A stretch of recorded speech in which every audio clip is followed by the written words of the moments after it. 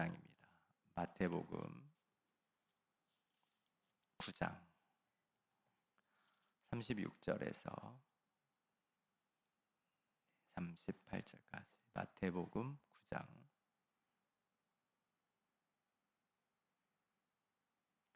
마태복음 9장 36절부터 마지막 절까지입니다. 마태복음 9장 36절 다 같이 목소리를 합독하십니다. 무리를 보시고 불쌍히 여기시니 이는 그들이 목자 없는 양과 같이 고생하며 기심함이라. 이에 제자들에게 이르시되 추수할 것은 많되 일꾼이 적으니 그러므로 추수하는 주인에게 청하여 추수할 일꾼들을 보내주소서 하라 하시니라. 아멘. 기도하십니다. 하나님, 오늘도 주님 안에 또 주를 위하여 또 주와 함께 살기 원하여 또 주의 전에 있게 하시니 감사합니다. 또 부족한 종은 십자가 뒤에 감추시고 오늘도 살아계신 주께서 우리의 인생을 만들어 가시는 오늘도 그 말씀을 허락하옵소서. 예수님의 이름으로 기도드립니다. 아멘. 전도에 대해서 살펴보는 두 번째 시간인데, 전도는 공감하는 것이다. 오늘 이런 주제로 이제 설교를 하려고 해요.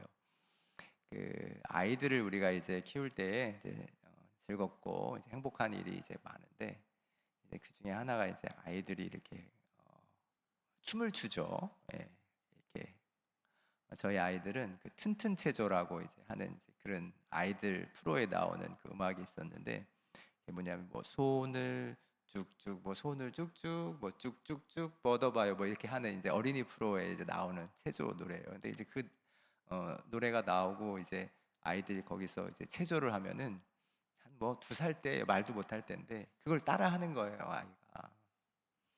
저만 그런 체험이 있나 봐요. 엄청 귀엽죠, 막 아이들. 그 노래만 불러주면 그렇게 막 뭐 빙글빙글 돌아요 하면 막 애가 빙글빙글 막 돌고. 우리 아들은 6살 이후로 엄마 아빠 앞에서 춤을 춘 적이 없다는. 네.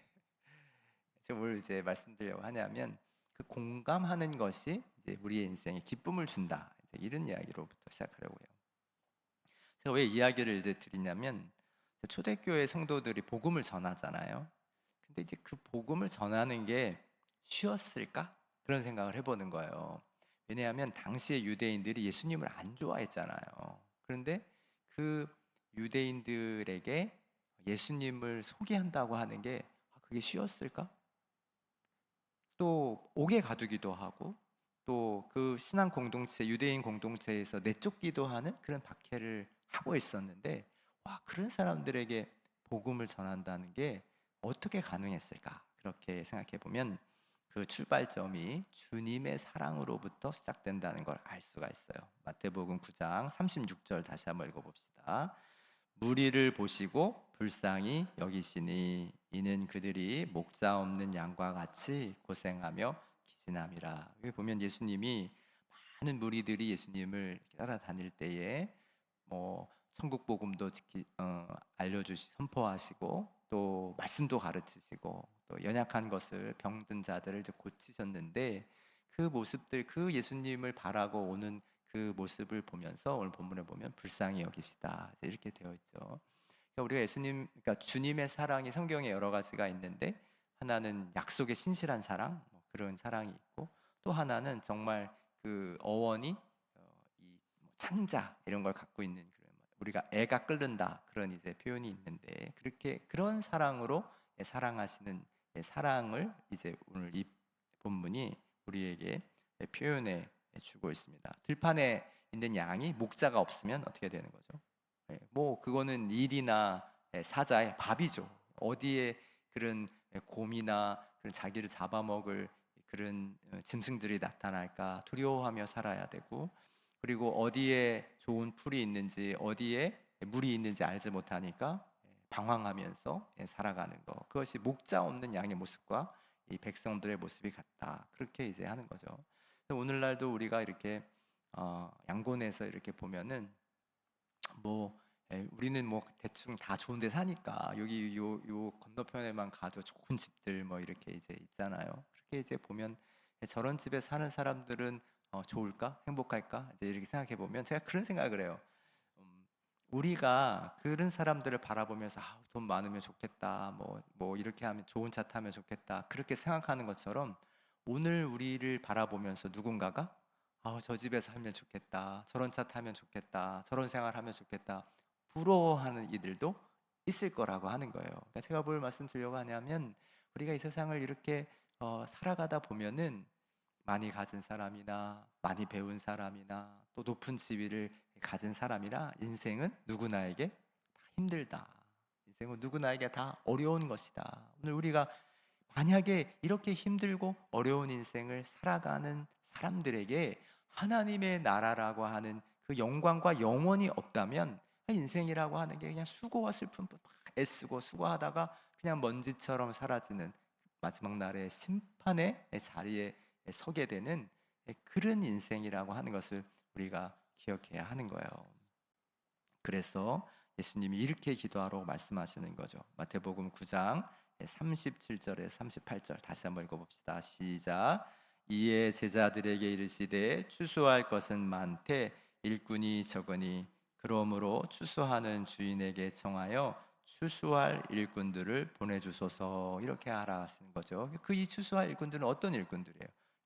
우리가 어제 살펴봤던 것처럼 화목하는 직분을 우리에게 주셨습니다라고 할 때 그 일꾼이라고 하는 단어와 같은 단어인 거죠. 그러니까 우리가 해야 될 일이 주님께서 하시는 잃어버린 사람들, 그 양 없는 양 없는 게 아니죠. 목자 없는 양 같은 이들을 찾으시는 그 주님, 그 일을 감당하는 일꾼들인데, 그 일꾼들에게 어떤 마음이 있어야 되냐면 양들을 불쌍히 여기는 마음이 있어야 되는 거죠. 그래서 우리가 로마서 9장 1절에 보면은 사도 바울이 이렇게 고백하죠. 내가 그리스도 안에서 참말을 하고 거짓말을 아니하노라. 나에게 큰 근심이 있는 것과 마음에 그치지 않는 고통이 있는 것을 내 양심이 성령 안에서 나와 더불어 증언하노니. 그렇게 말하는 거예요. 그러니까 그의 마음에 예수님의 마음, 예수님이 그 잃어버린 유대인들을 향한 그 마음이 그렇게 매를 맞고 옥에 갇히고 욕을 먹고 핍박과 박해를 당해도 그 유대인들을 포기하지 않는 주님의 심정과 마음으로 복음을 전하는 바울을 발견하게 되는 거예요. 오늘 우리가 이 마음이 있게 되기를 축복합니다. 그래서 제가 이 설교를 준비하면서 그렇다 신앙생활이라고 하는 것은 주님과 공감하는 생활이다. 주님이 불쌍히 여기시는 것을 불쌍히 여기고 주님이 기뻐하시는 것을 기뻐하고 주님께서 영광을 받으시는 것에 나도 그 영광을 추구하는 주님의 마음과 합하는 주님의 마음에 내 마음을 감동시키는 그런 어떤 신학자가 공명이라고 그렇게 표현했더라고요. 주님이 이쪽 한쪽 말굽자석을 치면 이쪽 말굽자석이 울리는 것처럼 주님이 우리에게 말씀하시면 우리가 반응하고 주님이 어떤 계획을 세우시면 우리가 그 계획에 반응하고 또 주님이 어떤 것을 느끼시면 그 주님의 마음을 우리도 느끼는 생활이 신앙생활이다. 오늘 주님의 마음을 갖고 돌아가시는 복된 아침이 되시기를 축복합니다. 설교를 준비하다가 이 책이 생각났어요. 제가 여러 번 설교에도 말했던 것인데 코어바디스라는 그런 소설이 있죠. 이 폴란드의 헬리크 시엔케비치라고 하는 사람이 이 소설을 쓰고 노벨상을 받죠. 여기에 뭐 영화로도 이제 나온 것인데 여기 유명한 장면이 있죠. 이 코바디스의 배경은 로마의 그 네로 황제 시대에 박해가 있을 때에 이제 그 박해에 대한 이야기인데 이제 베드로가 그 장면이 있죠. 그 로마를 이제 피해서 선생님 도망가세요. 그렇게 해서 이제 어, 아피아 가도라고 하는 그 길을 이렇게 이제 제자 한 명과 함께 걸어갈 때에 영화는 그렇죠. 영화에는 밝은 빛이 이렇게 이제 비춰지면서 누군가 다가오는 모습이 이렇게 있죠. 그 빛을 이렇게 한참 베드로가 바라보다가 주님 어디로 가십니까? 그렇게 유명한 커바디스 도미네라고 하는 그런 이제 대사가 나오죠. 주님 어디로 가십니까? 그렇게 물을 때에 내가 버리고 온 백성, 그 백성들을 위하여 십자가를 지러 로마로 다시 간다. 그런 유명한 이 대사가 있죠. 그러니까 베드로가 그 이야기를 듣고 가던 길을 돌이켜서 로마로 들어가서 거기서 순교한다. 이제 그 내용이 이제 그 소설의 결론입니다. 오늘 우리가 이 소설, 이 이야기를 통해서 우리 마음에 생각하게 되는 것은 우리에게 그 마음이 있는가? 오늘 주님의 잃어버린 백성들을 향하여 가지시는 마음이 우리에게 있는가?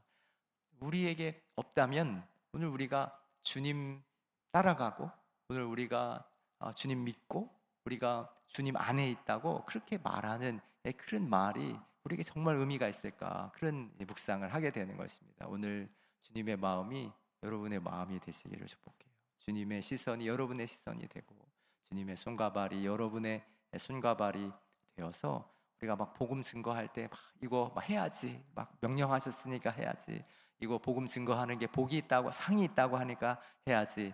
물론 그것도 우리가 전도해야 하는 이유가 되겠지만은 주님이 잃어버린 영혼들을 불쌍히 여기신다는 것. 주님이 결국에는 멸망하는 저 영혼들을 주님께서 안타까이 찾으신다는 것. 자기 아들을 십자가에 내어 주시기까지 그들을 찾으신다고 하는 이 복음이 오늘도 저와 여러분을 살게 하는 이 땅에서 주의 일꾼으로 일하며 살게 하는 이유가 되시기를 그런 진정한 그리스도의 사람들이 다 되시기를 주의 이름으로 축원합니다. 기도하겠습니다. 하나님, 우리가 신앙생활을 하는 여러 가지 이유가 있습니다. 하지 않으면 안 될 것 같아서 하기도 하고 또 이 일을 하면 주님이 좋은 거 주신다고 약속하여 주셨으니까 하기도 합니다. 그렇지만은 오늘 이 본문의 말씀과 같이 주님 추수할 일꾼, 주님의 마음을 가진 추수할 일꾼을 찾으시는 주님 그 음성을 듣게 하여 주셔서 누가 우리를 위하여 갈고 할 때에 내가 여기 있사오니 나를 보내소서 주님의 마음과 주님의 심정을 갖는 진정한 주님의 사람들이 되게 하옵소서. 예수님의 귀하신 이름으로 기도드립니다. 아멘.